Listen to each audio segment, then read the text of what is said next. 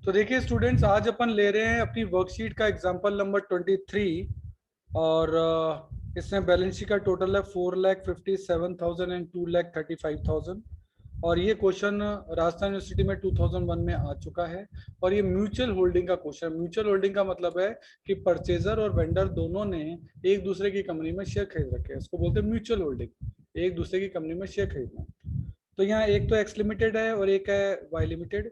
और नीचे अगर आप इनके इन्वेस्टमेंट्स देखोगे तो एक्स ने वाई में शेयर खरीद रखे हैं और वाई ने एक्स में शेयर खरीद रखे हैं, है ना।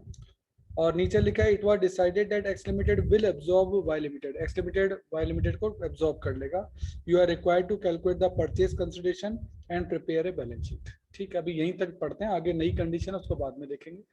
तो एक्स लिमिटेड जो है वो परचेजर है और वाई लिमिटेड जो है वो वेंडर है, बेचने वाला है। ठीक है, तो value of assets of X limited आप कैसे निकालेंगे? जो एसेट्स की वैल्यूज निकालनी है तो हम मान लेते हैं कि एक्स लिमिटेड जो है उसको स्मॉल एक्स मान लेते हैं और वाई लिमिटेड को वाई मान लेते हैं, स्मॉल वाई मान लेते हैं। सो एक्स की टोटल एसेट्स कितनी होगी? एक्स की टोटल एसेट्स कितनी होगी? तो एक्स की खुद की एसेट्स है 4,45,000 प्लस उसने एक इन्वेस्टमेंट कर रखा है, उसने 1,000 शेयर खरीद रखे हैं वाई के। और वाई की अगर आप बैलेंस शीट में देखेंगे तो उसके टोटल शेयर है 5,000। उसके टोटल शेयर हैं 5,000। तो हम देख रहे हैं शेयर जो है 10 रुपए का एक है, 50,000 रुपए की वैल्यू है, तो टोटल शेयर इसका मतलब 5,000 है। और उस 5,000 में से एक्स ने 1,000 शेयर खरीद रखे, यानी 20% शेयर खरीद रखे हैं। तो वाई की जो टोटल एसेट्स है, क्योंकि वो उसका शेयर होल्डर बन गया 20% शेयर का, तो वाई की जितनी भी टोटल एसेट्स है, वाई की टोटल एसेट्स है वाई स्मॉल वाई, उसका 20% भी एक्स का होगा।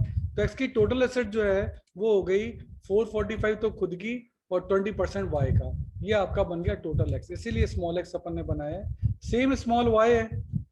वाई लिमिटेड की जो कैपिटल है वो है 2,25,000 प्लस 10% एक्स का भी इसके पास है। 10% कैसे? कि वहां उसके जो शेयर हैं वो उसने खरीद रखे हैं 1,000 और उसके टोटल शेयर हैं आपके 10,000। 10,000 में से 1,000 शेयर खरीद रखे हैं, यानी 10%। तो 0.10x जो है वो वाई के पास है एक्स के शेयर्स का। तो इस तरीके से ये आपकी दो इक्वेशन बन गई कि एक्स का मतलब क्या है और वाई का मतलब क्या है। यानी इनके पास खुद की एसेट्स तो है ही, प्लस दूसरी कंपनी में भी तो परसेंटेज है इनका, वो परसेंटेज आपको निकालना पड़ेगा। अब बारी बारी से एक इक्वेशन लेते हैं। सबसे पहले हम पहली इक्वेशन लेते हैं, x equals to 4,45,000 plus 0.20 y। x equals to 0.20 y की जगह मैं y की पूरी वैल्यू ले लेता हूँ, ये पूरी y की वैल्यू पुट कर ली 2,25,000 प्लस 0.10x।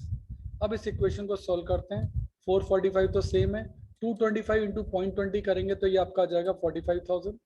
0.20 इंटू 0.10 करेंगे तो ये आएगा 0.02x। 445 45 को जोड़ देंगे 490, या ये वाला 0.02x है, वहां जाके माइनस हो जाएगा तो बचेगा 0.98x। So what is x? 490 divide by 0.98, so x is 5 lakh. यानी x की टोटल एसेट जो है वो 5 लाख है। यानी ये जो इस इक्वेशन की जो वैल्यू है ना वो आपकी 5 लाख है। ये बात अपन को पता लग गई। अब हम ले रहे हैं नेक्स्ट इक्वेशन। अच्छा, यहाँ अपन ये भी कर सकते हैं कि so total assets of X limited 5 lakh है, ये अपन को पता लग गया यहाँ से, ये 5 लाख है। एंड इंट्रिंसिक वैल्यू ऑफ पर शेयर, अब इससे अपन इंट्रिंसिक वैल्यू निकाल सकते हैं शेयर की। इंट्रिंसिक वैल्यू का फॉर्मूला होता है net assets divide by number of share, और नेट एसेट्स का फॉर्मूला होता है total assets minus outside liability. तो आउटसाइड लायबिलिटी या कोई है ही नहीं, या तो शेयर कैपिटल और जनरल है। तो आउटसाइड लायबिलिटी तो निल है, तो 5 लाख टोटल एसेट्स है और आउटसाइड लायबिलिटी निल है। टोटल एसेट्स आपकी 5 लाख है। नंबर ऑफ शेयर आपके एक्स लिमिटेड के हैं 10,000 शेयर, तो इसके पर शेयर की वैल्यू आ गई 50। तो इससे नेट एसेट से अपन ने नंबर ऑफ शेयर और इससे अपन ने फिर वैल्यूएशन ऑफ शेयर भी कर लिया, इंट्रिंसिक वैल्यू निकाल ली। दूसरी इक्वेशन है आपकी y equals to 2,25,000 plus 0.10x। तो ये तो सेम है। x की जगह मैंने x की वैल्यू पुट कर दी, x की वैल्यू हम 5 लाख रुपए निकाल चुके थे। So y equals to 0.10 into 5 lakh करेंगे तो 50,000 आ जाएगा। y की वैल्यू आ गई 2,75,000 रुपए। ठीक है, so total assets of y limited is 2,75,000। अब x की एसेट्स की वैल्यू आ गई 5 लाख और y की आ गई 2,75,000। अब अपन आगे चल सकते हैं। अब अपन कैलकुलेशन ऑफ पीसी कर सकते हैं कि इनका पीसी क्या होगा। PC in case of absorption, यानी पहला भी हमारा जो केस ऑफ एब्जॉर्प्शन का चल रहा है क्योंकि लास्ट पैराग्राफ इसमें अलग से बनाया गया है। तो वाई लिमिटेड को हम खरीद रहे हैं, तो वाई लिमिटेड की कीमत कितनी है वो तय करते हैं। तो total assets of Y limited है 2,75,000। Total assets of Y limited है 2,75,000। अब एक्स कहेगा देख भैया तेरी कीमत निकल गई, टोटल तेरी 275 है और तेरे 20% शेयर पहले से मेरे पास है, तो मैं मेरी शेयर थोड़ा ना खरीदूंगा। तो लिखा है part which is already in position of X limited 20%। वो कहेगा भाई तेरे 20% शेयर तो ऑलरेडी मेरे पास है, तो वो मैं क्यों खरीदूंगा, वो तो ही मेरे, तो वो 20% तो हटा दे। तो 275 का 20% हटा दिया तो ये आपका निकल गया 2,20,000। तो एक्स कहेगा वाई को कि वाई तेरी कीमत वैसे 275 होगी, पर क्योंकि 20% शेयर ऑलरेडी मेरे पास है वो मैं खरीदूंगा नहीं, मैं तेरे को पैसे चुकाऊंगा 2,20,000 रुपए। अब मेरे एक शेयर की कीमत 50 रुपए, intrinsic value of share of X limited 50 रुपए, तो मैं तेरे को कितने शेयर इशू करूं? So the number of share to be issued 2,20,000 रुपए का मेरे को तेरा पेमेंट करना है। 50 रुपए का मेरा एक शेयर है, मैं तेरे को 4,400 शेयर दूंगा, मैं तेरे को 4,400 शेयर दूंगा। तो एक्स कहेगा भाई ऐसा है 2,20,000 का पेमेंट करने के लिए मैं मेरे 50 रुपए के 4,400 शेयर इशू करूंगा।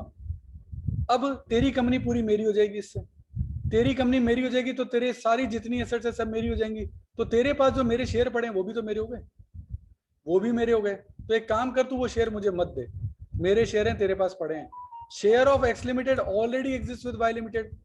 वो कहेगा भाई मेरे ये शेयर तेरे पास ऑलरेडी पड़े हैं 1000, तो वो तू मुझे मत देना, तू अपने पास ही रख।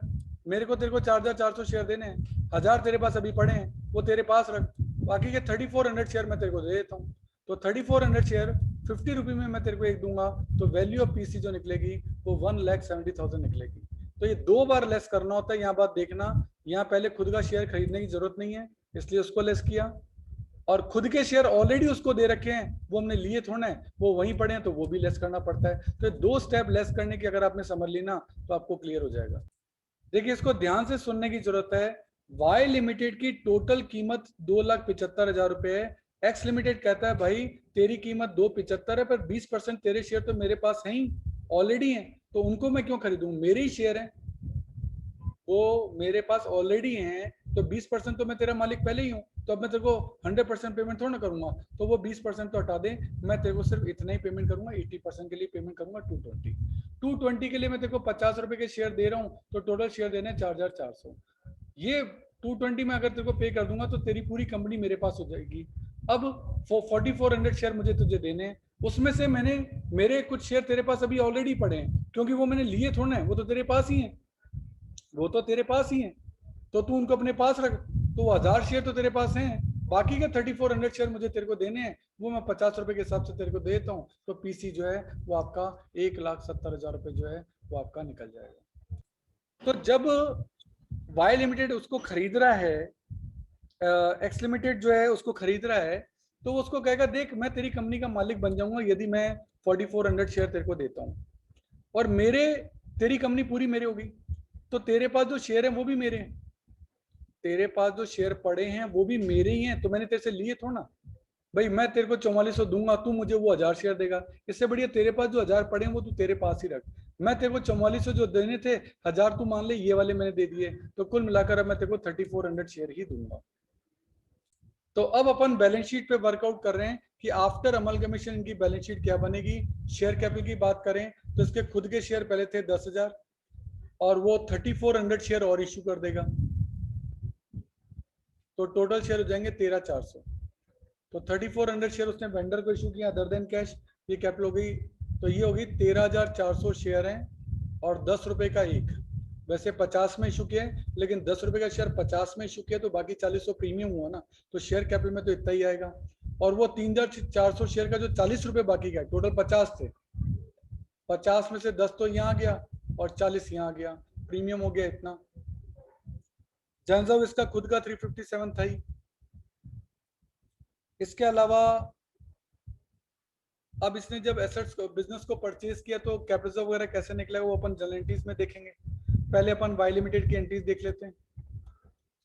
वाई लिमिटेड कौन है, बेचने वाला, वो अपनी सारी एसेट 2,25,000 की ट्रांसफर करेगा, realisation account debit to sundry asset 2,25,000 रुपए ट्रांसफर कर दिया। इक्विटी शेयर कैपिटल उसकी खुद की 50,000 है, उसको ट्रांसफर करेगा इक्विटी शेयर होल्डर में, जनसब भी इक्विटी शेयर होल्डर में जाएगा, तो ये दोनों एंट्री तो कंबाइंड भी हो सकती थी आपकी। देन पीसी ड्यू होगा X limited account debit to relation 1,70,000 रुपए। पीसी रिसीव होगा equity share in X limited account debit to X limited, PC receive हो गया।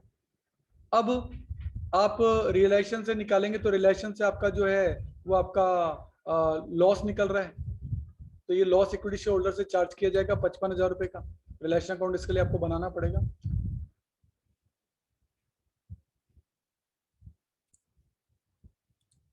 तो देखिए अब अपन को कुछ एक चीजें यहाँ समझनी पड़ेंगी कि जो इन्वेस्टमेंट थे उनकी रीवैल्यू हो रही है अपनी यहाँ 50 रुपए का एक शेयर का वैल्यू किया गया और इसके पास शेयर जो थे वो 1,000 थे, तो टोटल वैल्यू उनकी होगी 50,000। जबकि वाई लिमिटेड की बुक्स में अगर आप इन्वेस्टमेंट देखेंगे तो बुक्स में लिखे गए 10,000। 10,000 के इन्वेस्टमेंट की वैल्यू 50,000 हो गई तो उसको 40,000 का फायदा हो गया। तो 40,000 की ये एंट्री की गई है कि equity share in X limited, हमने हमारा इन्वेस्टमेंट जो है उसको डेबिट कर दिया। इन्वेस्टमेंट डेबिट होने से बढ़ जाते हैं और ये आपके लिए फायदा है। इससे रिलेशन में क्रेडिट किया कितने रुपए, 40,000 रुपए। तो ये 40,000 रुपए इस तरीके से आए हैं। इसके अलावा इक्विटी शेयर होल्डर को जब पेमेंट किया जाएगा उसमें से 20% का पेमेंट तो आपको करना ही नहीं है। इक्विटी शेयर होल्डर को पेमेंट जो किया जाएगा उसमें 20% का पेमेंट तो करना ही नहीं है। इक्विटी शेयर होल्डर का टोटल अमाउंट निकल रहा था 275 और 275 का 20% का पेमेंट आपको नहीं करना है। नहीं करना है तो वो आपके लिए फायदा हो गया। तो इक्विटी शेयर होल्डर को डेबिट करो, उनका क्लेम कम हो जाएगा और ये आपके लिए फायदा है। इसको रियलाइजेशन में क्रेडिट करना पड़ेगा कितने रुपए, 55,000 रुपए। ये सब चीजें आप रियलाइजेशन अकाउंट में पहले पोस्ट करते हैं। रियलाइजेशन को आपने यहाँ डेबिट किया था 225 से, फिर आपने रिलेशन को क्रेडिट किया था 170 से, ये देखो 225 से डेबिट किया, 170 से क्रेडिट किया, फिर आपने उसको 40 से और क्रेडिट किया, फिर आपने उसको 55 से और क्रेडिट किया। तो अल्टीमेटली इसकी क्रेडिट साइड ज्यादा हो गई, यानी फायदे ज्यादा हुए हैं। बैलेंसिंग फिगर में जो 40,000 रुपए का प्रॉफिट है वो इक्विटी शेयर होल्डर को दे दिया जाएगा। एंट्री बनेगी realisation account debit to equity share holder, तो ये एंट्री यहीं से बनी है, relation account debit to equity share holder 40,000 रुपए। इसके अलावा इक्विटी शेयर होल्डर अकाउंट बनाया जाएगा और इक्विटी शेयर होल्डर को आपने कहाँ कहाँ लिखा है वो आप देखिए। इक्विटी शेयर होल्डर को आपने यहाँ क्रेडिट किया 50 से, यहाँ क्रेडिट किया 185 से, 50 से और 185 से। उसके बाद आपने इक्विटी शेयर होल्डर को यहाँ डेबिट किया 55 से, ये 55 से डेबिट कर दिया। उसके बाद इक्विटी शेयर होल्डर को आपने यहाँ डेबिट किया, क्रेडिट किया 40 से, तो क्रेडिट किया 40 से। अल्टीमेटली उसकी क्रेडिट साइड ज्यादा है तो आपका क्रेडिटर है, आप उसको पेमेंट करेंगे। बैलेंसिंग फिगर में पेमेंट आ रहा है 220 और वो कौन सा पेमेंट करेंगे, जो इक्विटी शेयर आपके पास उस आए हुए हैं। तो इस तरीके से इक्विटी शेयर होल्डर को डेबिट करो, एंट्री बनेगी equity share holder account debit to equity share in X limited. 2,20,000 रुपए का पेमेंट जो है वो आप इस तरीके से कैलकुलेट करेंगे। अब हम देख रहे हैं बुक्स ऑफ एक्स लिमिटेड, तो उसने सारी एसेट लिए हैं। सन्ड्री एसेट्स अकाउंट डेबिट 2,25,000 हमने वैल्यू किया था। लिक्विडेटर को पीसी ही देना है, 170 देना है। तो अब देखें कि 225 की आपने प्रॉपर्टी ले ली और पेमेंट केवल 170 कर रहे हो, यानी पेमेंट आप कम कर रहे हो, क्रेडिट साइड कम है, तो ये आपका फायदा हो गया और ये कैपिटल रिजर्व में ट्रांसफर होगा क्योंकि परचेज का नेचर है। और लिक्विडेटर को पेमेंट करोगे तो liquidator account debit to equity share capital 170 का आपने उसको पेमेंट कर दिया और जो आपके इन्वेस्टमेंट की वैल्यू है उसको भी आपको कंसीडर करना पड़ेगा। अब जब आपने वो कंपनी खरीदी ली तो आपके वो इन्वेस्टमेंट तो अब है ही नहीं, वो कंपनी तो आपके अंदर आके मिल गई है, कंपनी का एग्जिस्टेंस ही खत्म हो गया, तो वो इन्वेस्टमेंट को क्रेडिट करके आप कैंसिल कर देंगे। आपके इन्वेस्टमेंट क्रेडिट हो गए, कैंसिल हो गए, तो आपकी उससे आपकी एसेट्स कैंसिल हो गई। एसेट्स कैंसिल होना आपके लिए नुकसान है, नुकसान है तो आप उसे कहाँ से चार्ज करोगे, कैपिटल रिजर्व से। तो एंट्री हो गई capital reserve account debit to investment. ये कैपिटल रिजर्व और ये कैपिटल रिजर्व आप आपस में सेट ऑफ कर सकते हैं। 55,000 रुपए का यहाँ फायदा हुआ है, 12,000 का यहाँ नुकसान हुआ है। अल्टीमेटली आप 43,000 के फायदे में रहे हैं। ये 43,000 आप जो है यहाँ बैलेंस शीट में दिखाएंगे कैपिटल रिजर्व के तौर पर। इससे एसेट्स का टोटल आ जाएगा 670, लाइबिलिटी का टोटल, और फिक्स एसेट अपन करेंगे वही A प्लस B दोनों की एसेट ले लो, टोटल कर दो, ये आपका बैलेंस शीट का टोटल हो जाएगा। इस तरीके से आपका पहला सेगमेंट जो है वो सॉल्व हो गया कि जहां एक्स लिमिटेड वाई लिमिटेड को एब्जॉर्ब कर रहा है। देखिए लास्ट पैराग्राफ में आपको कहा गया था if a new company X Y limited is form, यानी एक्स और वाई दोनों खत्म हो जाएं, यानी दोनों ही वेंडर है और नई कंपनी एक्स वाई लिमिटेड बने, वो परचेजर हो, तो उस कंडीशन में what shall be the purchase consideration payable to this company. तो पीसी क्या होना चाहिए, तो PC in case of amalgamation, वो एब्जॉर्प्शन था, ये अमलगमीशन है। यानी अब दोनों एक्स और वाई दोनों मिलकर एक नई कंपनी एक्स वाई लिमिटेड बना रहे हैं, यानी एक्स और वाई दोनों अपने बिजनेस को बेच रहे हैं, तो दोनों का पीसी क्या होगा? टोटल वैल्यू ऑफ एसेट्स इनकी अपन को पता है, वो अपन ने निकाली थी इक्वेशन से, एक्स की निकाली थी 5 लाख और वाई की निकाली थी 275। जो स्मॉल एक्स और स्मॉल वाई निकाले थे उनकी वैल्यूज अपन ने लिखी है। तो दोनों कंपनियां आपस में म्यूचुअल डेप्ट हैं, एक दूसरे में उन्होंने इन्वेस्टमेंट्स खरीद रखे हैं, म्यूचुअल होल्डिंग्स हैं, म्यूचुअल डेप्ट नहीं कहेंगे, म्यूचुअल होल्डिंग्स कहेंगे। तो एक्स लिमिटेड के